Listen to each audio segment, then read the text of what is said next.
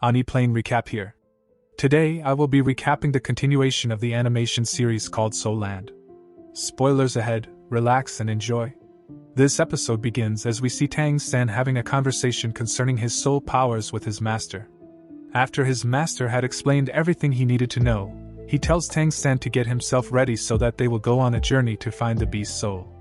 When Xiaowu hears the news that Tang San is leaving, it really disappointed her.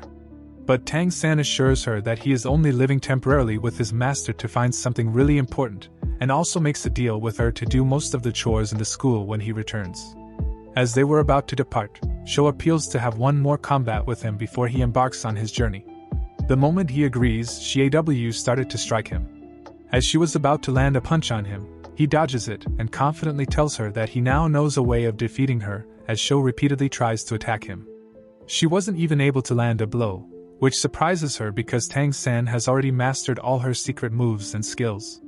The next morning we see Tang San in a carriage with his master, as they are already on a journey to find a beast soul. His master explains to him that the beast soul is divided into 5 various levels, which are called the Decade Soul Beast, Century Soul Beast, Millennium Soul Beast, Decade Millennium Soul Beast, and Century Millennium Soul Beast. Each of them is specified in different colors, which are red, yellow, white, purple, and black. The soul beasts are found in the forest on the northern side of the city called the Guiding City. However, it's only the Decade or the Century Soul Beast that can be found in that place. He also gives him a belt that has the proficiency to store every one of his soul guiding tools when they both of them arrived at their destination. It all seems strange and unusual because the whole place was so noisy and busy, making his master explain to him that these people are soul hunting team that are trying to make money by hunting soul beasts.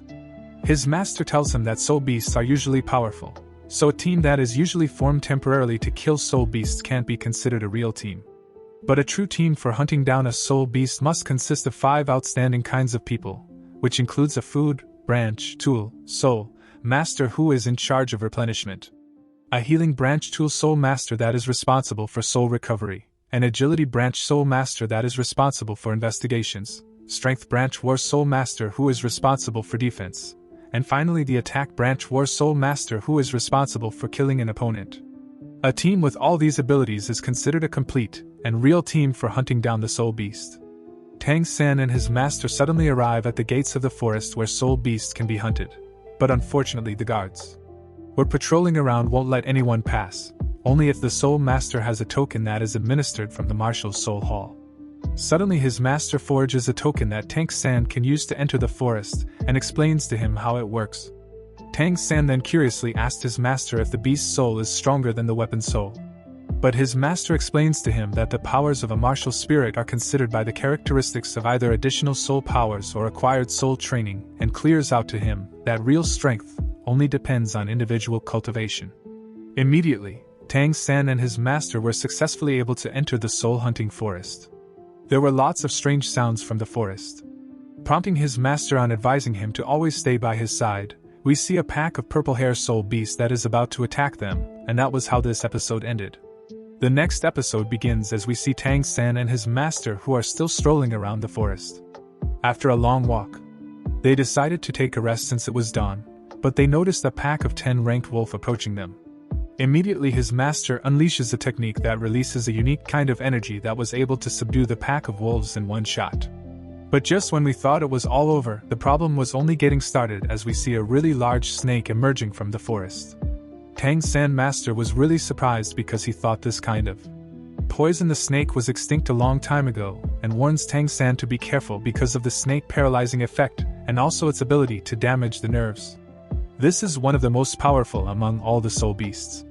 His master believes he doesn't have the capability to fight the snake, so he believes it would be more safer and wiser for them to make their escape.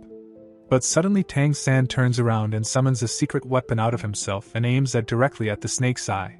But unfortunately the serpent dodges his shot.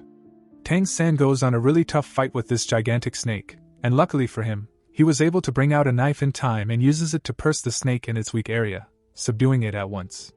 Eventually, his master instructs him to use the blue-silver plant to absolve the soul ring from the snake. After a long process, Tang was successfully able to absolve the soul ring from the serpent, making him so extremely excited. But something strange happens as he sees his master on the ground in pain, As Tang San hurries to know what might be wrong with his master, he notices a mark in his body and realizes that his master was bitten by the giant snake. And that was how this episode ended. Next episode begins as we see Tang San taking out a knife and creates an opening as he plans to remove all the poison out of his master's body. Few moments later, his master finally gained consciousness and asked Tang San if he successfully absolved the snake's soul ring. Tang San said yes and also shows his master approve on the new power he acquired, making his master so proud. Now their mission is complete. Tang San and his master then heads forward in returning to the academy. After they both return back to the school, Tang San advises his master to just take a rest for a while because all the poison hasn't fully left his body while he continues with his school activities. On the other hand, we see Xiao Wu with her hostile followers confronting the boss of the upper-class hostel called Shirao. Since the both opposing groups are 10 in number, Xiao suggested to show that they should fight one by one until every member of the group is defeated. The boss from the other team suddenly brings out a challenger. Xiao Wu was about to fight on behalf of her group, but a member in her group called Wang Cheng makes her to fight instead. Since she's the leader, Wang Cheng has a soul beast while the challenger for the other group has a soul weapon. As the both of them started engaging in a combat, we see them using their powers against each other, but the challenger gains the upper hand the fight as he keeps landing a blow on Wang Cheng by using his soul weapon just as the fight between the both groups was getting tensed. That was when Tang San arrives, making Xiaowu so excited because he is the strongest member in her team. As Tang San sees, Wang Cheng was already getting defeated in the fight. He throws a magical stone at the opponent which gives Wang Cheng the advantage to finally land a blow, and after a few punches, Wang Cheng wins the match as he knocks out the opposing team member to unconsciousness. This makes the boss of the upper class group more furious and sends the strongest challenger in his group to fight them. This time around, Tang San volunteers to fight on behalf of the group. As the second challenger runs toward Tang San in speed, he defeated him so easily, making the boss of the upper class group so shocked because that was the most powerful member in his group, but Tang San only defeated him in seconds. Angrily kept her class boss suddenly decided to fight Tang San all by himself. But as Tang San started to display all the powers inside of him, the upper class boss holds back as he realizes that Tang San has 100-year soul ring. Out of fear, he decided to accept his defeat to Tang San. Now the boss of the upper class group has no choice but to complete his agreement by accepting Shirao Wu as the boss, which will now make Shou in charge of the whole school. Few moments later we see Tang San strolling through the city as he was heading to the Seoul Martial Hall.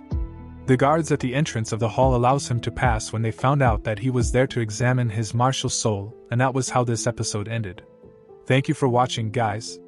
I will be recapping more episodes soon. You don't want to miss out. Please subscribe to this channel and keep watching. Bye.